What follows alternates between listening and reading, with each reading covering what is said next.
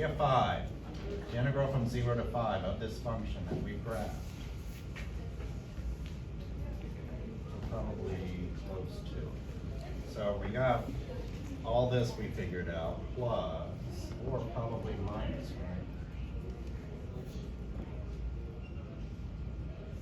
right? Because I gotta take this away. Doesn't that look like about the same area as we just took away? All right. So if we have been using 1.3, 1.3, we'll use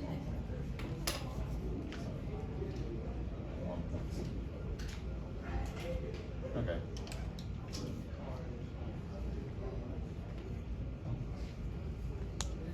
So that's the net area from 0 to 5. And if we wanted to graph G,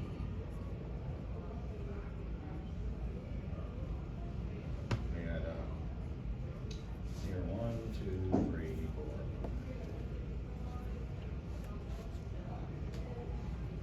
4. Well, that's going to be 0. 1 was 1.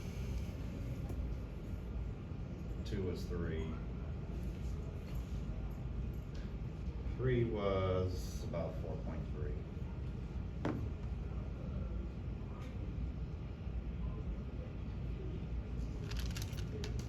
4 was 3 again. And then about 1.7. Hey, there we go.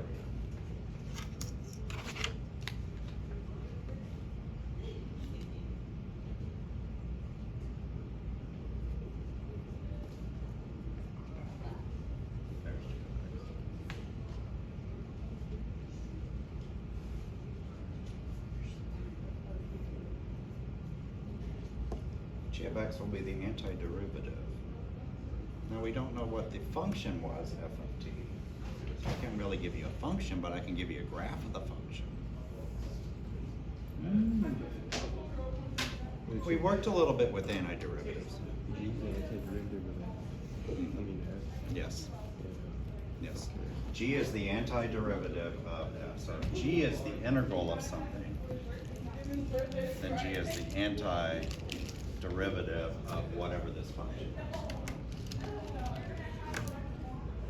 Again, we don't know what the function is because it looks kind of weird. But we've done antiderivatives of some of our basic functions. Okay, we kind of see what we've been doing, what we want to continue to do. And I'm going to go back to the fundamental theorem of calculus, which I'm still going to argue is the greatest discovery by man since fire. We haven't had another one yet. I think the next greatest discovery by man after fundamental theorem of calculus will be proof that there's other intelligent life in the universe. That'll be the next great discovery. That's how we do it. Okay, let's go back to the fundamental theorem of calculus. Okay, we did that. So there's two parts of it. It's the second part that's really cool. If f is so if the function inside this integral is continuous on some interval between here and here, lower bound, upper bound, and differentiable, so it's continuous on that closed interval, and it's differentiable on that open interval. Sounds like something we've done already. Then g of x equals f of x. Okay, big deal. Big deal. It introduces some things. I want to go to the second part of the fundamental theorem of calculus. If f is continuous on the interval, the closed interval, and I have a function that's defined by, let's take the integral of some function, that's what g is, integral of some function. So you can take g, which I know is the integral. Basically take that. Okay? Here's the cool part. This is telling me to find the net area under the curve. All right? You know how we can do it? find the antiderivative of that. Plug in b to the antiderivative. Remember when we had this weird nomenclature that actually made the capital F the antiderivative when we were going backwards. So this is the antiderivative. Plug in the upper bound. Subtract, plug in the lower bound. And you got the area. You got the net area. And the thing is, you can do any antiderivative of what's sitting in here. So it's like the exact answer, not like a It is the approximation. exact answer. The exact answer. Yes. And you can use any antiderivative of what's sitting in here. So we're looking for the antiderivative of this, so we can say, hey, if I took the derivative of this thing, I should get this back. So if I take the derivative of this thing, I should get that back.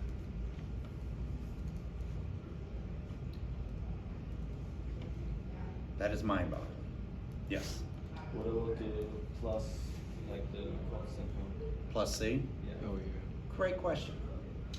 I'll get to that in a minute. Okay. So when A is greater than B, like usually we're doing like, negative 1 to 2. But what if I said 2 to negative 1? So it's reversed. Big deal.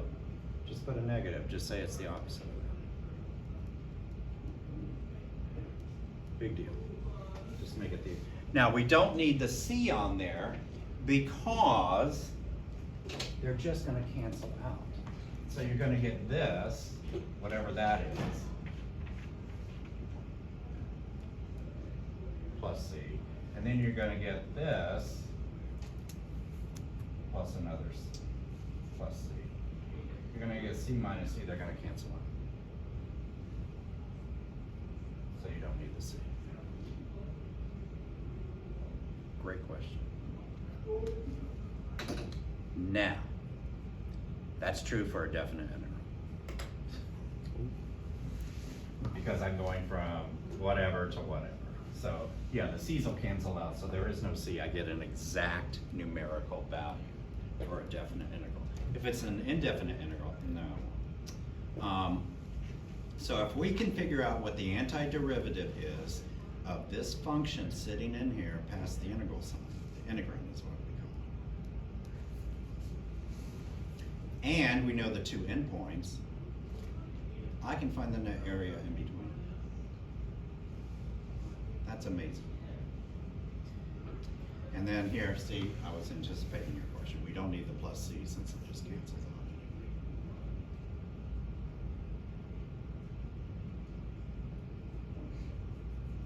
out. So, I say we try it. Here's another way you will often see it written. The integral, all these pieces are necessary, by the way.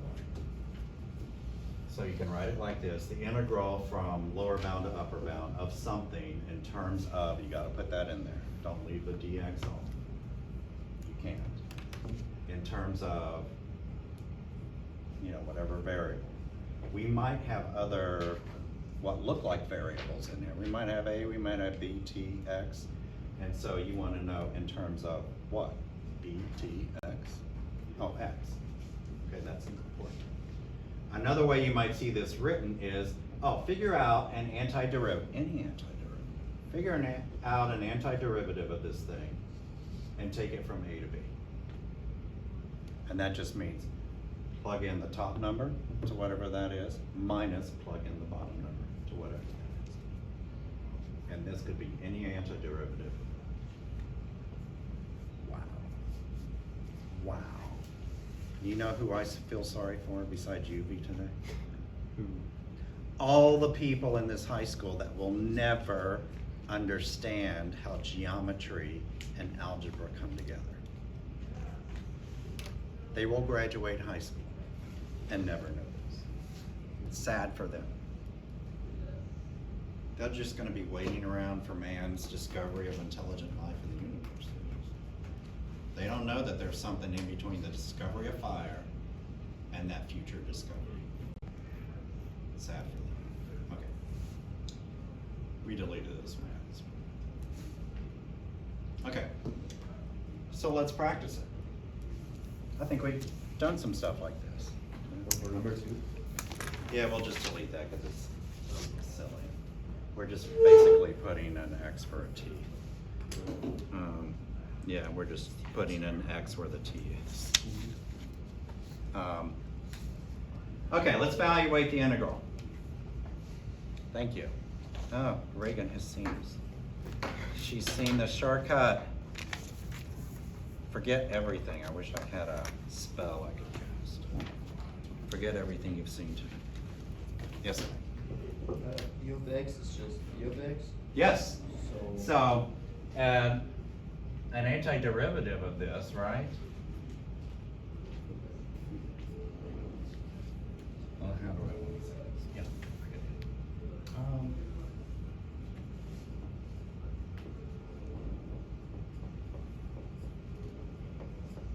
Right, that's an antiderivative. Because the derivative of this gets me that back, right? So I can say this, that will equal e to the x, not because that's what that is, but because this is the antiderivative of that. And I want to take it between 1 and 3. So that means e to the third minus e to the 1, right? Can I simplify that at all? Is that e to the 2? When I multiply with the same base, I can add and subtract exponents, but not when I add or subtract with the same base. I think I'm stuck there, right?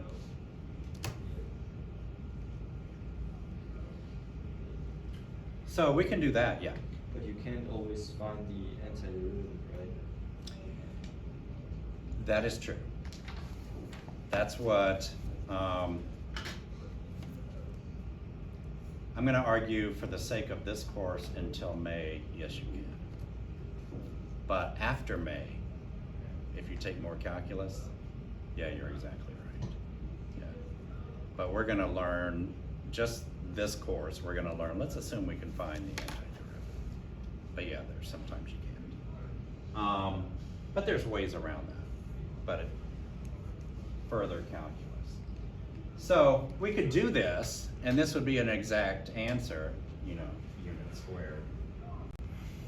Technically, it's the area or the net area. We could do that, or we could, let's do some rectangles.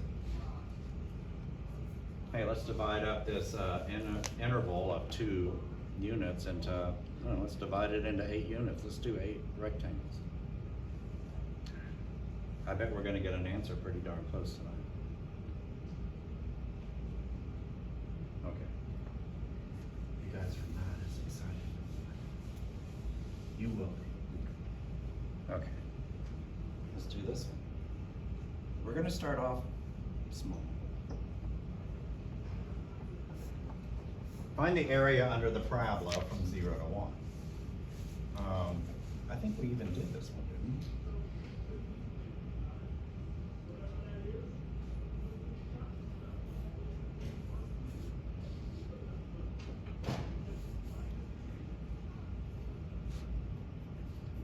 I want that area, right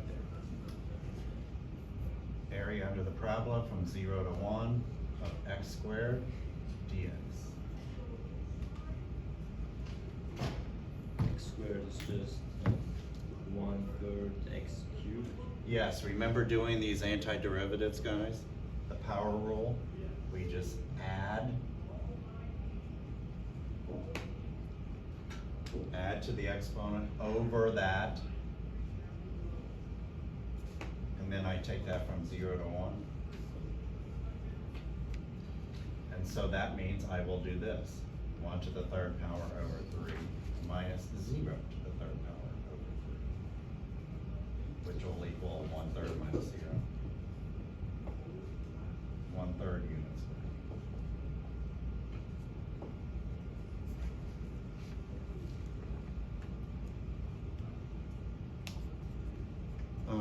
I think we took 4 rectangles when we did this before.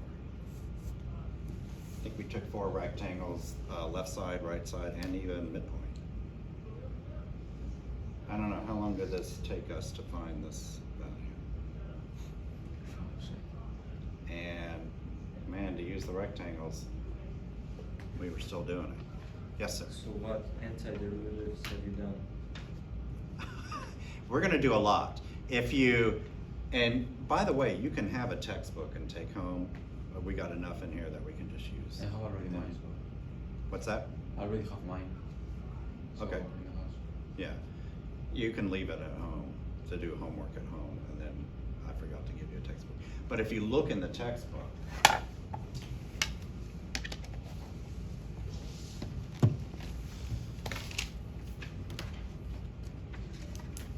look at the textbook. In the, ooh, some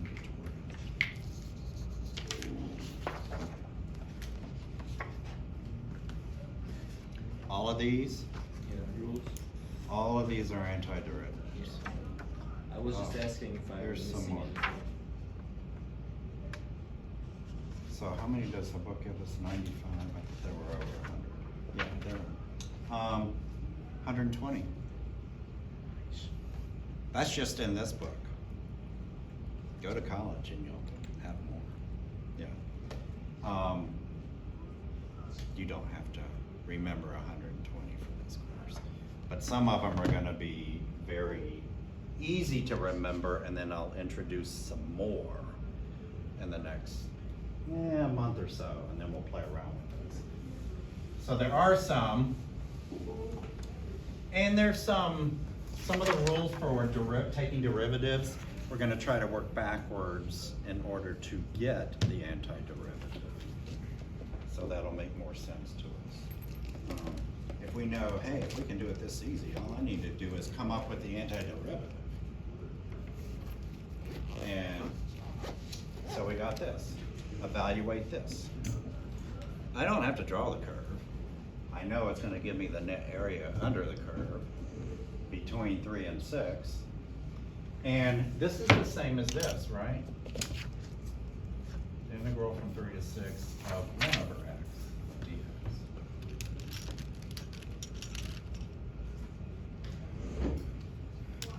What function caused the derivative, when we took the derivative of what function? Was 1/x. Natural. Natural. So this will be the natural log of x taken from 3 to 6.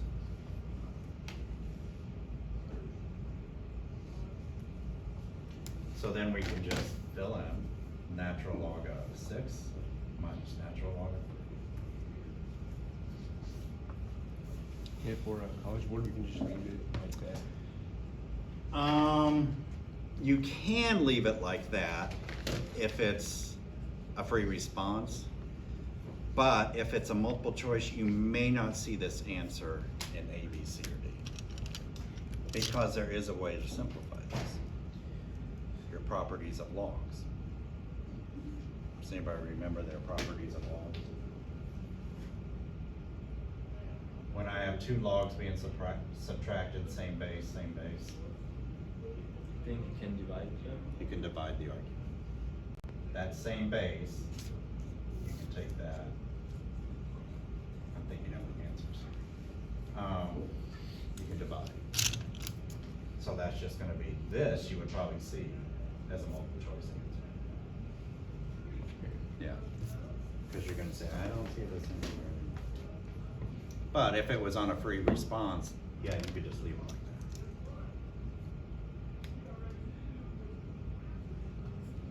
that. Or we could take the rectangles.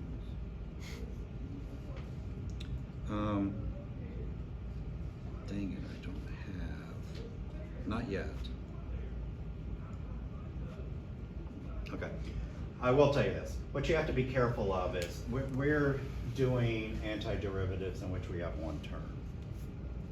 that my antiderivative is one term. But sometimes you can imagine an entire polynomial with multiple terms in it. So what you have to do, be careful. You're gonna take that multiple terms and plug in 6 everywhere there's an x or a t or whatever. Minus, you gotta plug in the lower bound everywhere. So you gotta be careful. It's not just minus the first term, it's minus the whole thing. We're gonna do some of those. So you just have to be careful. Okay. Where's our head at right here? Are we okay? Seriously? Can we do one last one for the day? Find the area under the cosine curve. Where, let's see, number 6, right?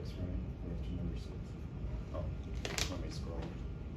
Yeah, I'm looking at the clock. I don't know, do we want to start this one tomorrow? Because it looks like we're kind of close to the end of the period. We can set it up, right? Okay, find the area under the curve from 0 to b. I think that's gonna be this. Under the cosine. We can call it b power x if you want, dx. B somewhere between 0 and pi over 2. First, I gotta determine. In that interval, is cosine continuous? Yeah. That was the first part of fundamental theorem of calculus. Okay. It is, so I'm okay with that. And what is an antiderivative for that?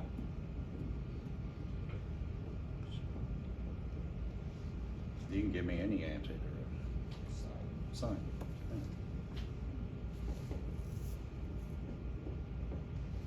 So we can just do that. So this becomes sine. Yeah, well, we'll stop it here. What do we say? From 0 to b.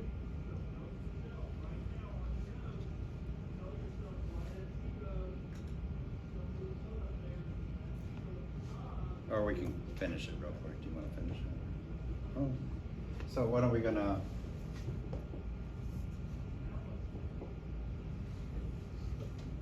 What goes there? Yeah, sine of b. Minus sine of 0. Sine of b, I don't know what that is. What's sine of 0? 0. Guys, remember, sine starts at 0 and goes up, and cosine starts at 1 and goes down. Okay. So that's going to be 0.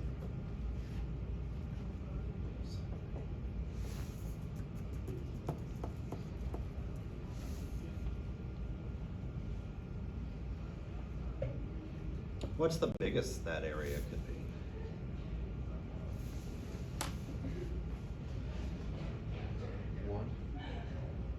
Yeah, the biggest.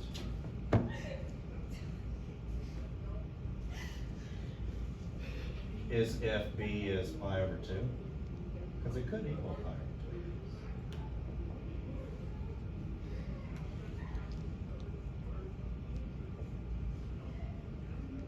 That's the biggest it could be. Can't be any bigger. Find the area of the curve, that's the biggest. 1 unit squared. You did get that.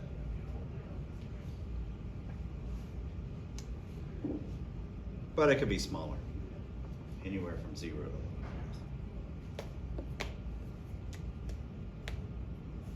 1. Okay. Man. That's FTC.